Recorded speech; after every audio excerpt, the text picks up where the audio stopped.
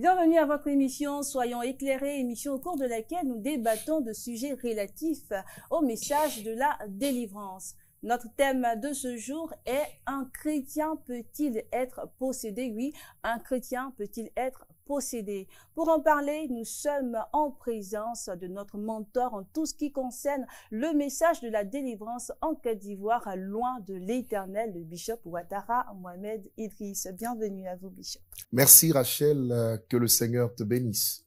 Avant de débuter cette émission, j'aimerais marquer une courte pause pour saluer tous nos téléspectateurs de Miracle TV+, à vous qui nous regardez sur le 191 du Bouquet Canal, mais aussi sur Facebook, sur les pages Bishop Ouattara Mohamed Idriss officiel et Miracle TV+. Sachez que nous voyons vos commentaires et merci de nous suivre. Merci de rester fidèles à Miracle TV+, et à votre émission Soyons éclairés. Grand merci à vous pour le soutien à notre illustre invité, le Bishop Ouattara Mohamed Idriss. Bishop, aujourd'hui nous allons débattre sur le thème « Un chrétien peut-il être possédé ?» Mais avant, j'aimerais rappeler que vous êtes l'homme de la délivrance en Côte d'Ivoire. Vous êtes le mentor en tout ce qui concerne le message de la délivrance en Côte d'Ivoire. Alors Bishop, pourquoi un homme a-t-il besoin de rechercher une délivrance? Très belle question, Rachel, et nous allons nous évertuer pendant cette émission à l'expliquer à nos téléspectateurs. Parce que c'est un thème très important. Pourquoi la délivrance? Pourquoi un chrétien doit-il chercher la délivrance?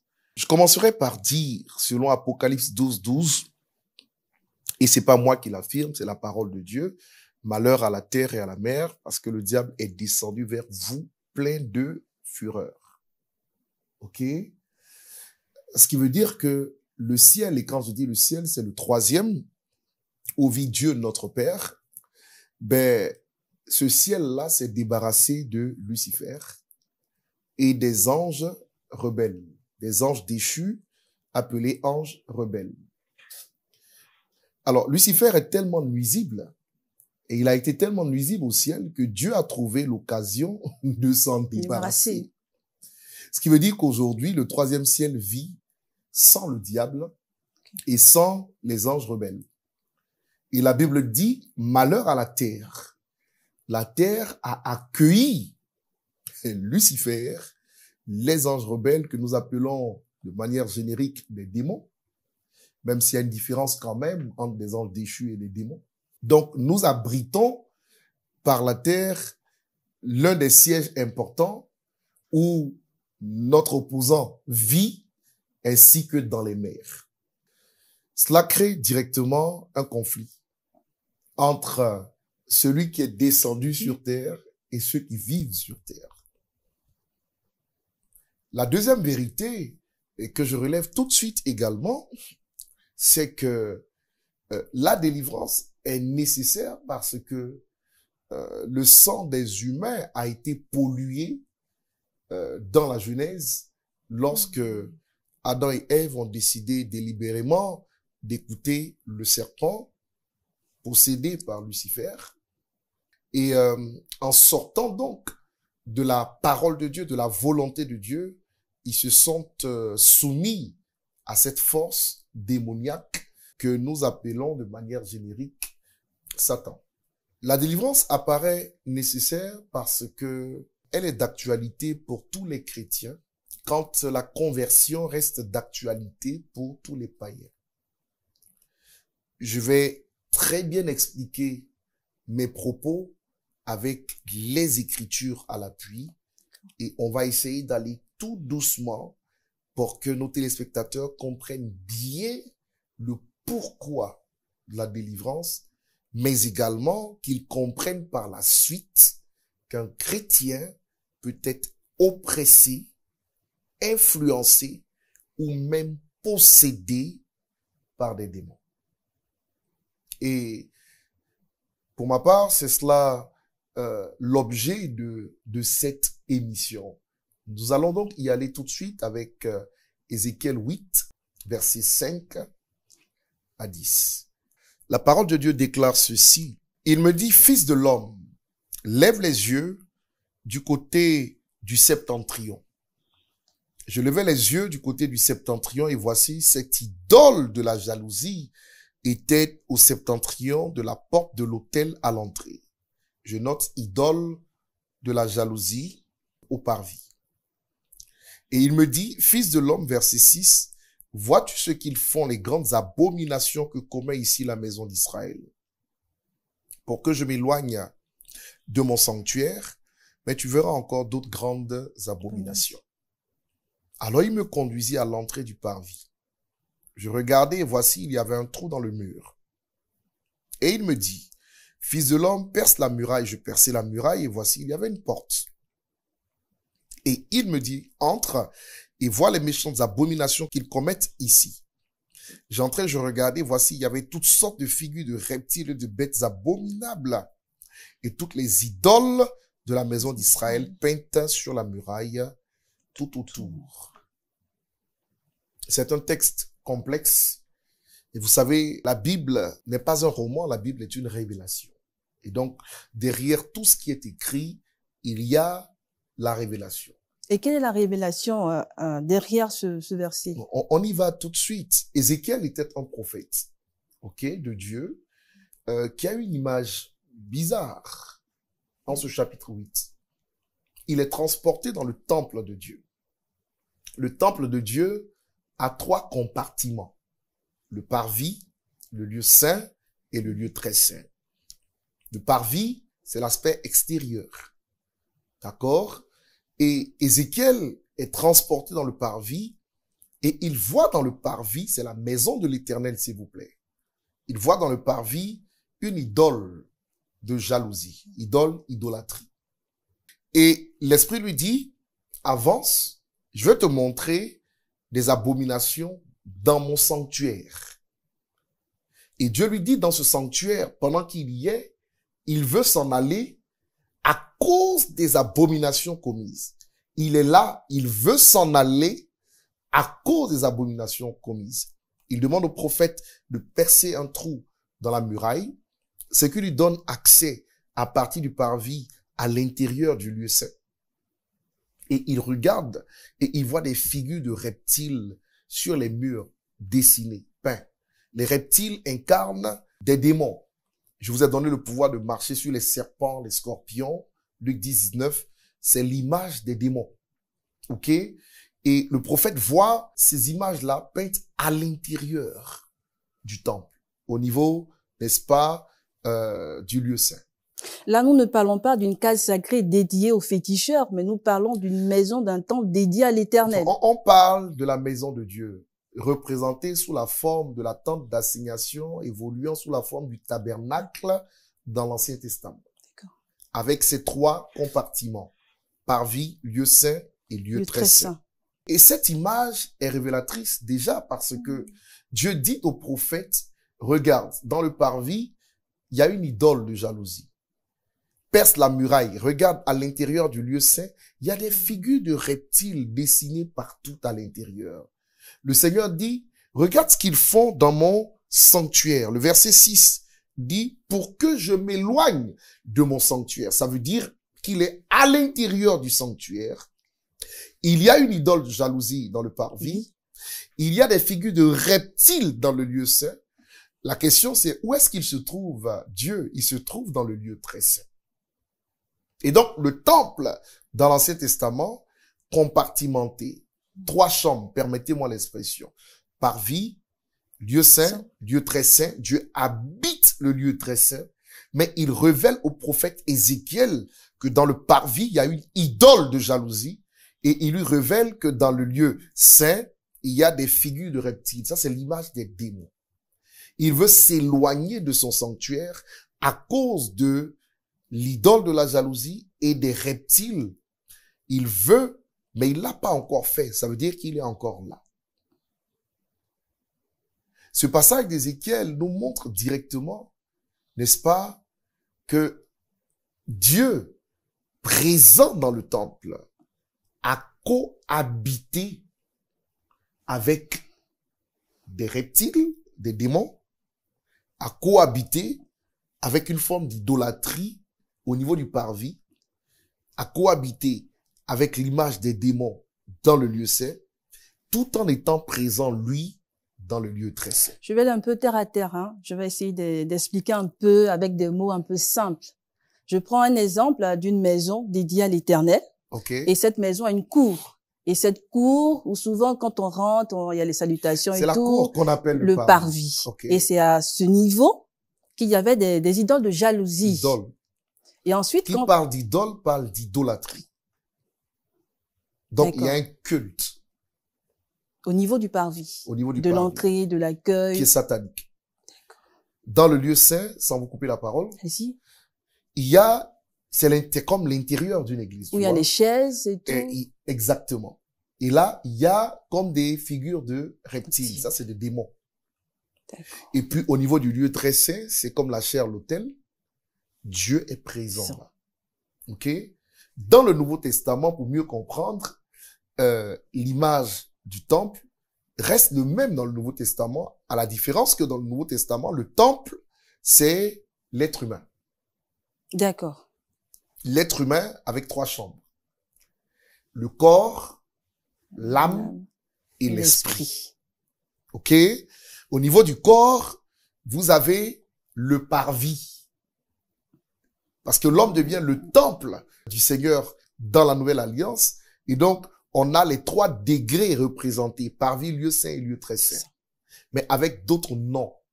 Au niveau des humains, on parle du corps. Le corps, c'est l'image du parvis. L'âme, c'est l'image du lieu saint. Et l'esprit, c'est l'image du lieu très saint. Ce qui veut dire que directement, ce qui se retrouve dans le parvis peut se retrouver dans le corps, puisque le corps, c'est l'image du parvis. Ce qui se retrouve au niveau de l'âme peut se retrouver dans le lieu saint. Ce qui se retrouve, au niveau du lieu saint peut se retrouver au niveau de l'âme. Et ce qui se retrouve au niveau du lieu très saint peut se retrouver au niveau de l'esprit. La preuve, c'est que quand une personne reçoit Jésus-Christ comme Seigneur et Sauveur, cette personne reçoit son esprit dans le lieu très saint. Et le lieu très saint en l'homme, c'est l'esprit. L'esprit était mort, la présence du Saint-Esprit vient prendre place, on dit que vous êtes revenu à la vie. On dit que votre conscience a été éveillée. On dit que Dieu, maintenant, par son esprit, vit en vous. Et le fait que Dieu vive en vous ne veut pas dire que Dieu occupe les 3 parties. Il y a un verset dans la Bible qui le dit, en 2 Corinthiens, lorsqu'on reçoit le Seigneur, toutes choses sont devenues nouvelles. 2 Corinthiens 5, 17, si quelqu'un est en Christ, il est une nouvelle créature. Les choses anciennes sont passées, voici toutes choses sont devenues nouvelles. Et ce qui est important de dire dans le grec, c'est que les choses devenues nouvelles sont des choses en esprit. D'accord. Donc dans le lieu très saint. Donc dans le lieu très saint. OK? Donc dans le lieu très saint, Dieu vient habiter là.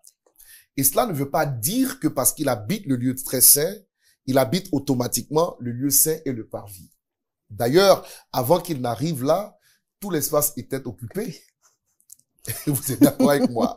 Donc quand il vient... Occupé par quoi? Par des réalités, des présences en dehors de lui. Et à ce niveau-là, je dirais tout simplement que l'homme est le centre d'attraction des esprits. Qu'il soit de Dieu ou du diable. Pourquoi? Parce que Dieu ou le diable, ce sont des esprits, ont besoin de corps humains pour pouvoir, j'allais dire, opérer sur la terre. La terre est la création de Dieu et elle est la juridiction de l'homme. Le psaume 115:16 déclare que les cieux sont les cieux de l'Éternel, mais il a donné la terre au Fils de l'homme. La terre est la juridiction de l'homme, c'est la sphère de l'homme, c'est pas la sphère de Dieu ou des esprits. C'est-à-dire, vous avez un père qui a créé une maison et puis il a mis sur le titre de propriété le nom de son fils. Dieu a mis sur le titre de propriété de la terre le nom de l'homme. OK? Ce qui veut dire qu'il reste le créateur, mais pour pouvoir opérer sur terre, en tant qu'esprit, il a besoin de l'homme. C'est d'ailleurs la raison pour laquelle Dieu est devenu homme il y a 2000 ans. Parce qu'il ne pouvait pas rester un esprit et sauver les humains. C'est pas possible. La terre n'est pas la sphère des esprits. C'est la sphère de l'homme. Et donc, Lucifer, OK, qui est aussi un esprit, notre Seigneur, qui est un esprit, en fait, leur centre d'attraction, c'est l'homme. Comment habiter l'homme pour pouvoir accomplir leur volonté sur la terre? Voici l'enjeu. Ce qui veut dire que, pour être très simple et très clair, quand vous n'êtes pas habité par Dieu, vous êtes habité par la deuxième force qui existe sur terre. Point final. Il n'y a pas de neutre. Il n'y a pas de personne neutre. Soit vous êtes habité par les forces de la lumière, soit vous êtes habité par les forces du monde, ce qu'on appelle les forces des ténèbres. C'est aussi simple que cela. L'enjeu des esprits, c'est l'homme pour pouvoir établir leur volonté sur terre et pour pouvoir diriger la terre. Ça ne peut se faire que par les humains. Et donc, quand on comprend cette vérité, pour revenir à ce que je disais, l'Esprit de Dieu vient habiter l'esprit de l'homme, mais l'âme, qui est le siège des émotions, des sentiments, de la volonté, de la personnalité, du caractère, n'est-ce pas, n'a pas l'influence de l'Esprit de Dieu qui vient habiter notre intérieur. Encore moins le corps. Ce sont des espaces à conquérir par le Saint-Esprit. Et à l'image d'Ézéchiel 8, ce sont des espaces, naturellement, qui peuvent être habités par autre chose que Dieu. Ça, c'est la théologie que, n'est-ce pas, je voudrais enseigner et développer pour donner à une personne qui m'entend de comprendre que on peut recevoir le Saint-Esprit et être à la fois habité par lui et habité par autre chose. C'est ce qui nous conduit, n'est-ce pas, vers la dynamique de la délivrance. Alors, Bishop Ouattara, j'aimerais revenir sur un point que vous avez tout à l'heure énoncé. Un être humain est à la fois tripartite, corps, âme et esprit. Et lorsque l'Esprit de Dieu vient en lui, c'est sa partie esprit qui est habitée par l'Esprit de Dieu. Exactement. Mais son corps et son âme sont, je vais dire, laissés pour compte. Je peux m'exprimer ainsi. Ce sont des espaces à conquérir par l'Esprit de Dieu. À conquérir s'ils ne sont pas déjà habités par d'autres esprits. Mais c'est parce qu'ils sont pas vides que l'Esprit de Dieu doit manifester une conquête pour s'installer, n'est-ce pas, ou installer ses pensées-là, installer son mode de fonctionnement-là, installer sa volonté-là, etc. Donc, une personne peut avoir l'Esprit de Dieu, mais être possédée par un autre esprit. Pour bien répondre à cette question, il faut aller, parce que c'est doctrinal, donc il faut aller dans les Écritures pour expliquer pas à pas la thèse que nous développons. Un homme peut être habité par le diable, quoi qu'étant en Christ. Donc, un chrétien peut être possédé. Un chrétien peut être possédé. Je soutiens mes mots maintenant par des références bibliques. Jean 13, à partir du verset 2, il est écrit ceci. Pendant le souper, lorsque le diable avait déjà inspiré au cœur de Judas Iscariote, fils de Simon, le dessein de le livrer, de livrer Christ. Le diable a inspiré, d'accord, à Judas qui marchait avec Jésus, qui mangeait avec lui. Ils étaient à table, le dessein de livrer Christ. Maintenant, regardez, au verset 27, Jean 13, 27, dès que le morceau fut donné, Satan entra en Judas. Satan entra en Judas. Jésus lui dit, ce que tu fais, fais-le promptement. Le diable entra en Judas. Le fait de rentrer à l'intérieur de lui montre qu'il l'a possédé. OK? Donc, Judas, n'est-ce pas, a été possédé en présence de Jésus-Christ, à table avec lui, mangeant la Sainte Seine. Juste après avoir pris la Sainte Seine, le diable qui l'influençait, donc qui lui avait inspiré, n'est-ce pas, de mauvais desseins, est passé du mode de l'influence au mode de la possession. Jean 13, verset 2 et Jean 13, verset 27. Ça, c'est un fait. Pourquoi est-ce que nous faisons la délivrance? vous avez également l'histoire de Jésus-Christ, notre Seigneur lui-même. En Luc chapitre 4, nous avons l'information que le diable a parlé à Jésus-Christ en Luc 4, verset 3. Donc, tous ceux qui ont le Saint-Esprit peuvent entendre aussi le diable leur parler. 2. Le Saint-Esprit a parlé à Jésus-Christ. Ça, c'était le verset 1. 3. Au verset 9, la Bible dit que le diable a conduit Jésus-Christ. Il a pris par la main, il a conduit sur le sommet d'une montagne, et puis il lui a demandé de se jeter. Il a essayé de l'influencer. Exactement. Mais Jésus, incarnant la parole, l'a repris, n'est-ce pas? La réalité, c'est quoi? C'est qu'il a conduit Jésus-Christ rempli du Saint-Esprit. Donc, quelqu'un peut être rempli du Saint-Esprit, être conduit par Lucifer. Et la Bible dit aussi que le diable, n'est-ce pas, a parlé à Jésus. Le Saint-Esprit a parlé à Christ, le diable a parlé à Christ. Le Saint-Esprit a conduit Christ, le diable a conduit Christ. Quand on lit Matthieu 16, les versets 15, on parle ici maintenant de l'apôtre Pierre. Jésus dit, qui dites-vous que je suis? Et il répond, tu es le Messie. Le Seigneur, tout heureux. Il lui dit, ce n'est pas la chair et le sang qui t'ont révélé cela, c'est mon Père qui est dans les cieux.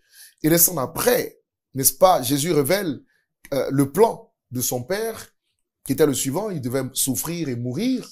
Et Pierre de lui dire, non, tu ne mourras pas. Et le Seigneur qui lui dit en retour, arrière de moi, Satan. Donc, dans la même personne, le Seigneur discerne que ce qui vient de toi vient de Dieu, et ce qui vient de toi vient du diable. Quand Jésus dit, arrière de moi, Satan, Satan se trouve où? Lorsque Jésus parle à Pierre. Ben, il se trouve en Pierre. D'ailleurs, en Luc 22, 31, il lui dit, Satan vous a réclamé pour vous cribler comme le froment. J'ai prié pour toi afin que ta foi ne défaille point. Quand tu seras converti, revenu donc, affermis tes frères. Mais la réalité, c'est quoi? La réalité, c'est que sur la base de la réclamation du diable, Pierre a régné Jésus 3 fois. Malgré la prière de Christ, il est sorti de la voie. La prière du Seigneur n'a pas empêché une réclamation d'être manifeste. Une réclamation venant des ténèbres. Pierre a abandonné. Et gloire à Dieu, beaucoup plus tard, l'intercession de Christ l'a ramené. Ce sont des notions que nous allons toucher au fur et à mesure, la notion des réclamations, pour vraiment éclairer la lanterne de tous ceux qui nous suivent sur les vérités bibliques. Quand vous lisez 2 Corinthiens 12, à partir des versets 6 et 7, notre grand ami, l'apôtre Paul, qui est notre aîné, et qui est une personne que j'aime tellement, parce que érudit, et à la fois manifestant la puissance de Dieu. Paul est mon mentor dans le Nouveau Testament. Mais la réalité, c'est quoi? C'est que Paul part au 3e ciel. Et quand il redescend, il revient parmi nous. Ce Paul nous dit, après avoir vu des choses ineffables en esprit, son esprit revient dans son corps et il trouve dans sa chair, dans son corps, une écharde, un ange de Satan. Bon, je vous pose la question de savoir, on me dit que c'est une figure de style, c'est ceci, on parle théologie, on ressort des figures de style. J'ai dit oui, c'est bien, mais un ange de Satan, c'est quoi? C'est un démon. Et nous avons l'information que Paul était malade dans son corps. Il avait un ulcère d'estomac. Donc, il nous explique qu'en fait, l'ulcère d'estomac est causé par un ange de Satan, par un démon. Cette maladie est causée par un démon qui est bel et bien dans son corps après qu'il ait vu toute la gloire de Dieu au ciel et qu'il soit revenu dans sa chair. Un homme peut-il être habité par Dieu et à la fois par des démons? Moi, je réponds oui à cela. Quelles sont les pratiques à éviter pour un chrétien pour ne pas être habité par des esprits démoniaques? Ben, écoutez, la première chose à faire, c'est de vivre la vie de Dieu. Et l'un des traits de caractère que vous avez justement en Christ, c'est l'aspect de la sainteté. Et les ténèbres marchent avec ce qu'on appelle des esprits impurs, donc des impuretés. Vivre une vie de sanctification, vivre une vie de foi authentique sur la base des Écritures, n'est-ce pas, crée une atmosphère qui n'est pas propice au développement de l'œuvre des ténèbres à l'intérieur de vous. Et quand des démons sont bel et bien en place et que vous développez par l'Esprit de Dieu cette vie-là, ben, ils finissent par s'en aller, tôt ou tard. Donc, ça, c'est le premier antidote. C'est vivre la vie de Dieu. C'est vivre la vie de la sanctification. C'est travailler à la destruction des œuvres mortes de la chair. Mais c'est aussi comprendre que on a besoin, parce qu'on a reçu Christ, de nous faire aider. Parce qu'au-delà de tout ce qu'on pourrait dire, beaucoup de chrétiens veulent vivre une vie authentique sur le plan des Écritures, mais n'y arrivent pas parce que justement, il y a d'autres lois à l'intérieur d'eux qui les tiennent. Paul écrit aux Romains chapitre 7 vers la fin, il dit le bien que je veux faire, je ne le fais pas. Et c'est le mal que je ne veux pas faire que je fais parce qu'il y a une autre loi qui habite dans ma chair. La loi qui habite dans ta chair est différente de celle qui est dans ton esprit. OK? Donc, ce qui est dans la chair peut rattraper la vérité de l'esprit et travailler même à la destruction de ce qui est la vérité de l'esprit. C'est pourquoi la délivrance est importante parce que elle nous permet, dans le cas des possessions, d'expulser les démons. Les images du reptile dessinées au niveau du lieu saint. Elle nous permet d'expulser ces images. Elle nous permet, au niveau du parvis, d'expulser l'idolâtrie sous toutes ses formes, des idoles, donc des démons également.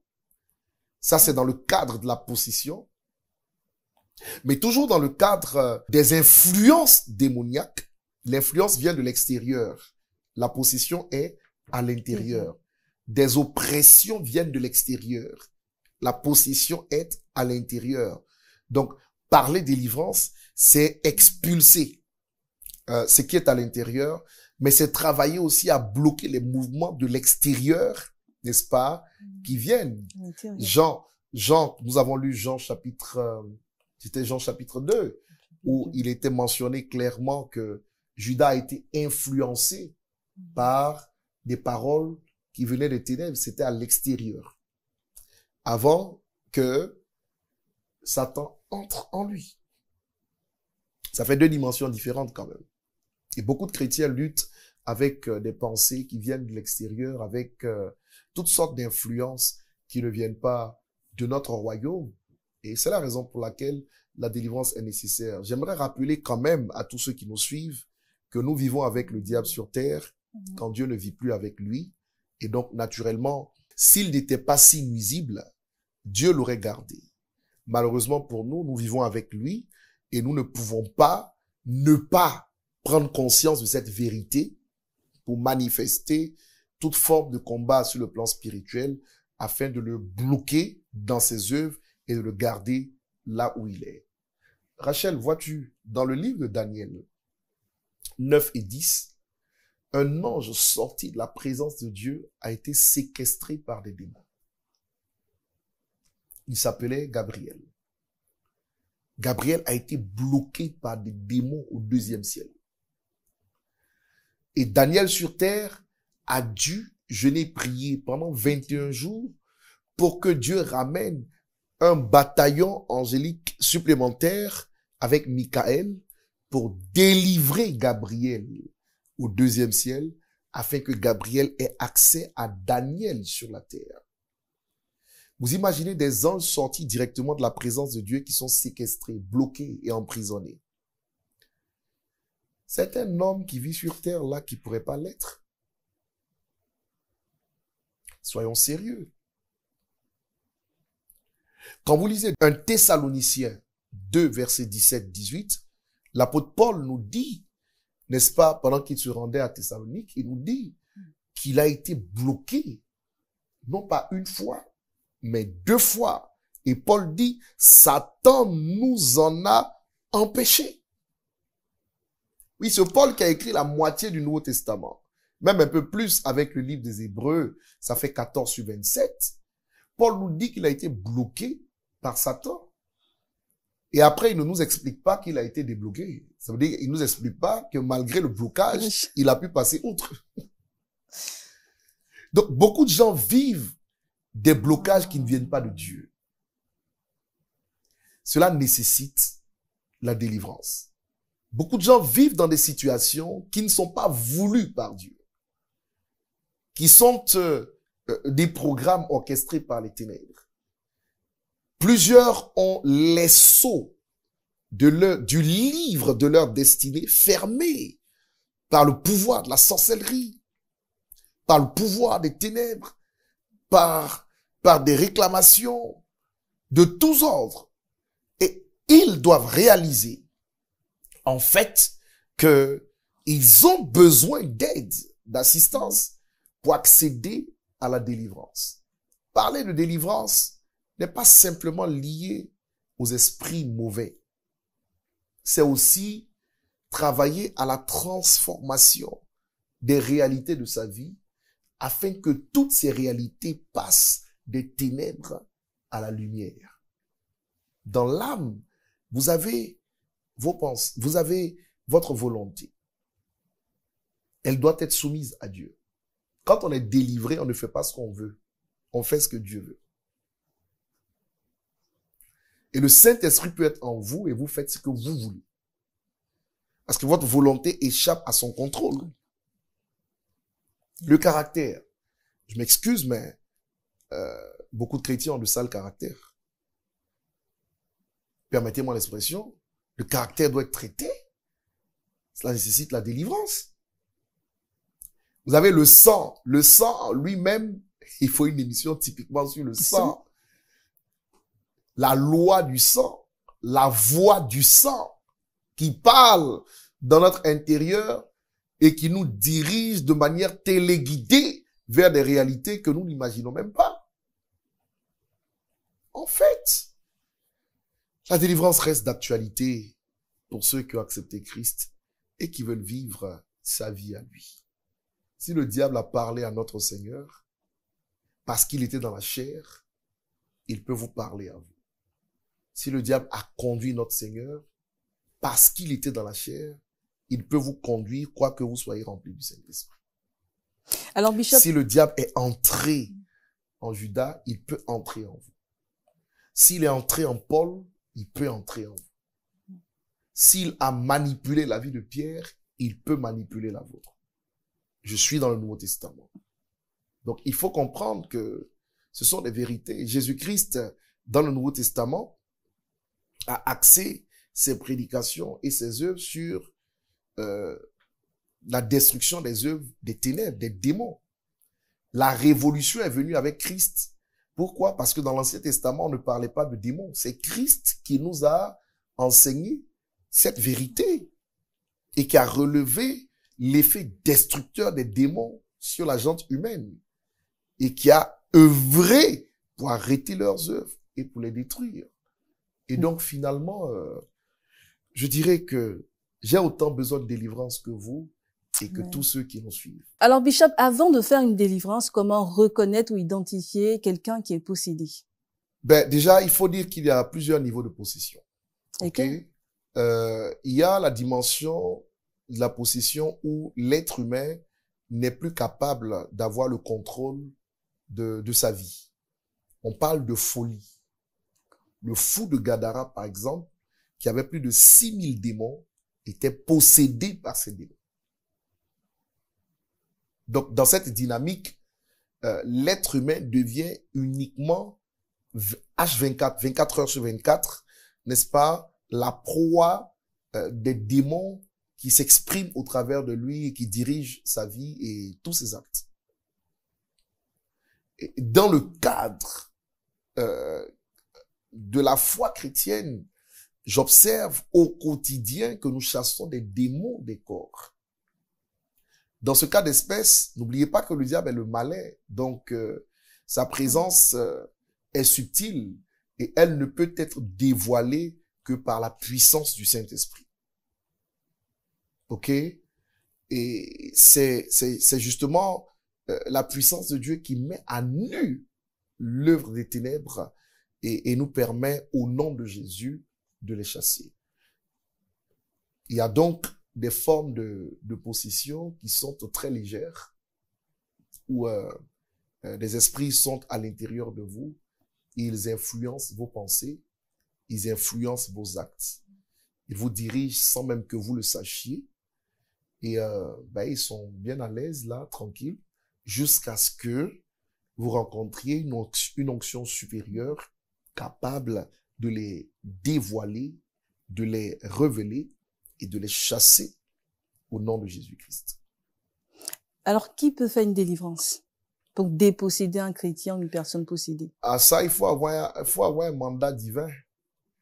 Il faut avoir un mandat divin. Comme vous, Bishop Ouattara? Oui, c'est un mandat que Dieu m'a donné par sa grâce.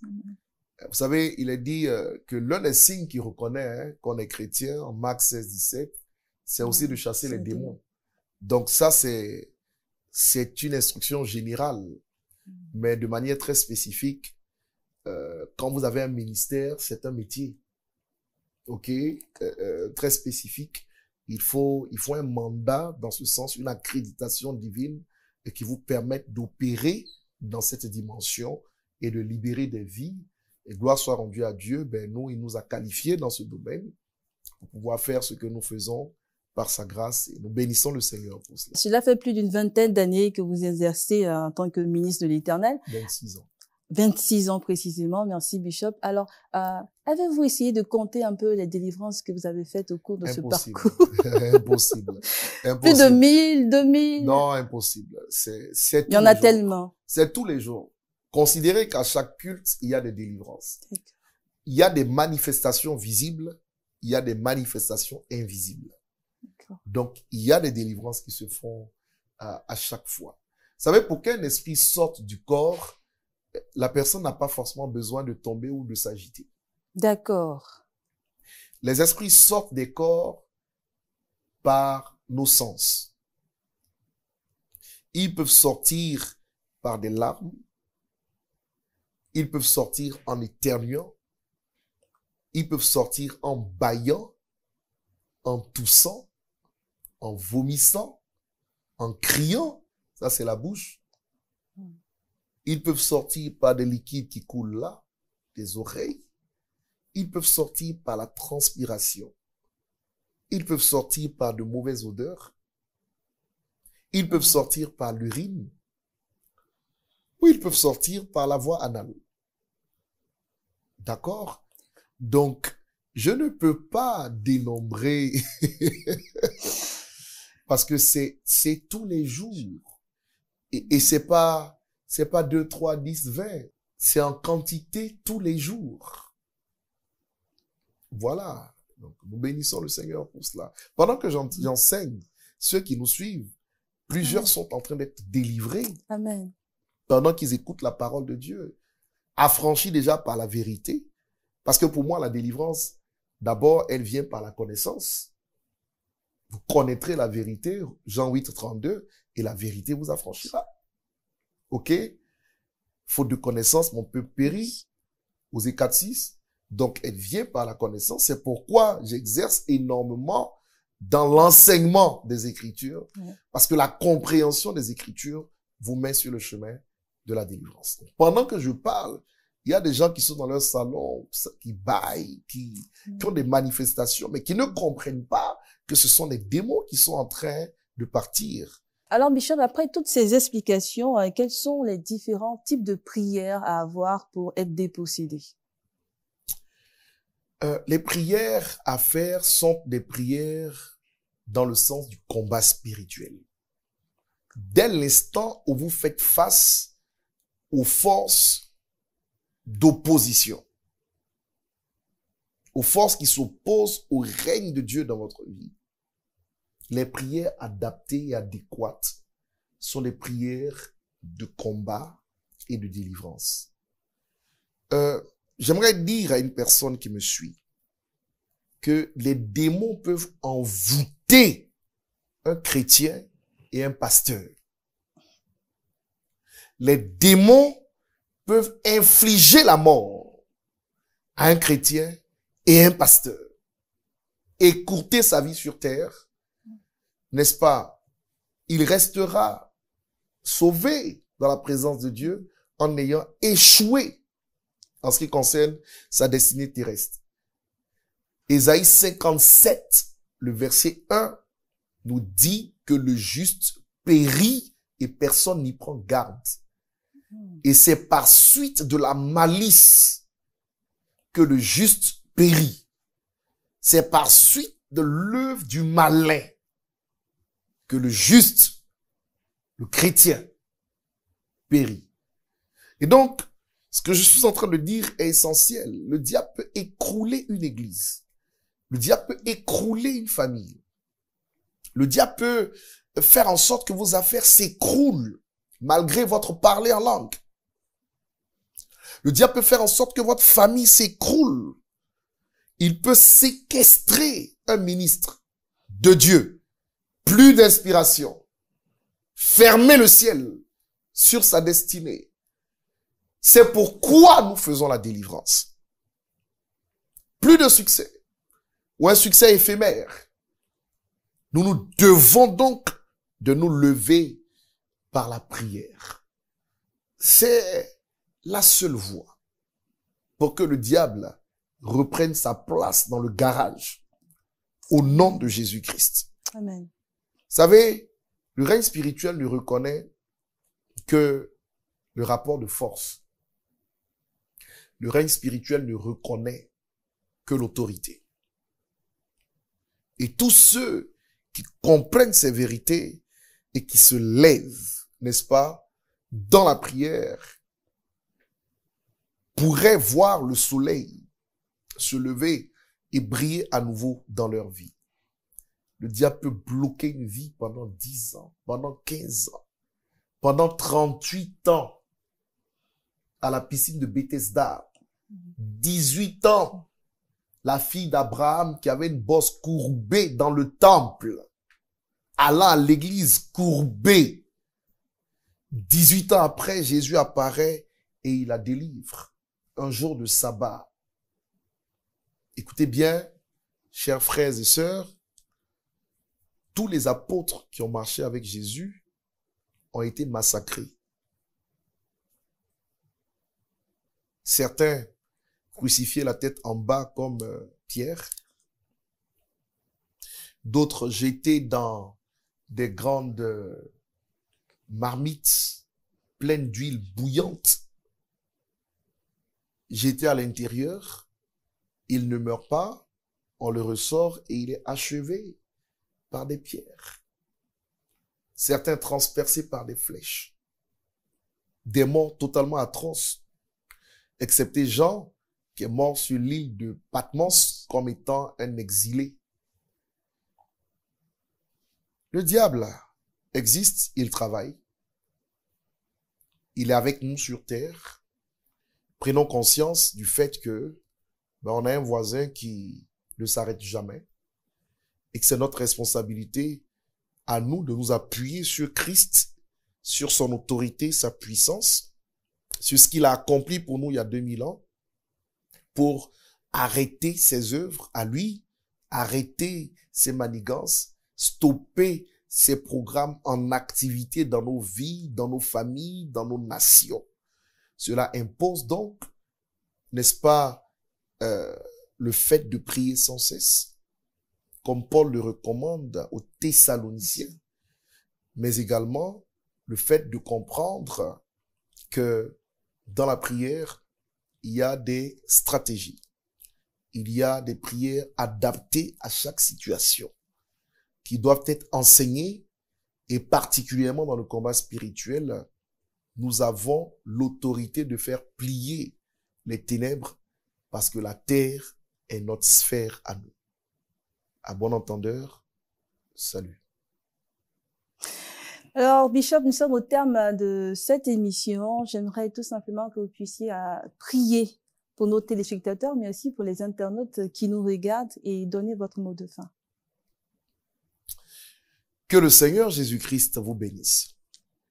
Celui qui a triomphé des œuvres du diable il y a 2000 ans, qu'il nous donne de triompher des mêmes œuvres. Vous savez, Christ est assis à la droite de Dieu le Père et la Bible dit qu'il continue l'œuvre de l'intercession pour vous et moi. Alors, s'il est clair qu'il a achevé ses œuvres terrestres, il est tout aussi clair qu'il continue de prier pour que nous ne puissions pas échouer. Amen. Il est donc de notre responsabilité de nous lever dans la prière en lui pour travailler à l'accomplissement de ses projets à lui dans nos vies et à la destruction des projets des ténèbres dans nos vies. Le chrétien mûr aujourd'hui n'est pas seulement un fils de Dieu, un enfant de Dieu, c'est aujourd'hui un soldat de Dieu. C'est-à-dire une personne qui a quitté l'enfance, qui a eu accès à la maturité en tant que fils-fille, mais qui aujourd'hui devient un instrument dans l'armée de Dieu pour faire reculer les forces opposantes. C'est celui-là que nous appelons un soldat de Dieu. Et celui-là, l'Éternel des armées est son Père. Acceptez donc d'être enrôlé dans l'armée de Dieu, au-delà du Fils de Dieu que vous êtes, pour que plus jamais le diable n'ait un droit à la parole dans votre famille, dans votre nation. Il est de votre responsabilité de lui demander de se taire, parce que la terre est vôtre. Que le Seigneur vous bénisse. Très bientôt, je ferai une émission de délivrance pratique en direct pour que tous ceux, par exemple, qui ne comprennent pas ce type de message que je prêche, soient présents et observent que la distance n'est pas une barrière et que dans tous les pays et même sur tous les continents, en direct, le Seigneur est capable de délivrer, de restaurer avec des preuves à l'appui. Que Dieu vous bénisse. Shalom. Merci à vous, Bishop Ouattara, d'être venu sur le plateau de votre émission Soyons éclairés. Je sais que nos téléspectateurs et nos internautes qui nous suivent depuis la page de Bishop Ouattara, Mohamed Idriss officiel, mais aussi Miracle TV+, ont été vraiment instruits au cours de cette émission. Je tenais tout simplement à rappeler que les différents livrets de prières écrits par le Bishop Ouattara, Mohamed Idriss, sont toujours disponibles. Nous avons brisé les barrières de l'imitation qui a fait l'objet d'une émission. Nous avons aussi vaincre les esprits de non-accomplissement. Nous avons vaincre les portes de l'enfer et aussi détruire les marques sataniques. Vous pouvez tout simplement appeler au plus 225 07 59 200 200 pour acquérir ces livrets de prière au prix de 1000 francs CFA. Merci à vous, fidèles téléspectateurs de Miracle TV+. Shalom.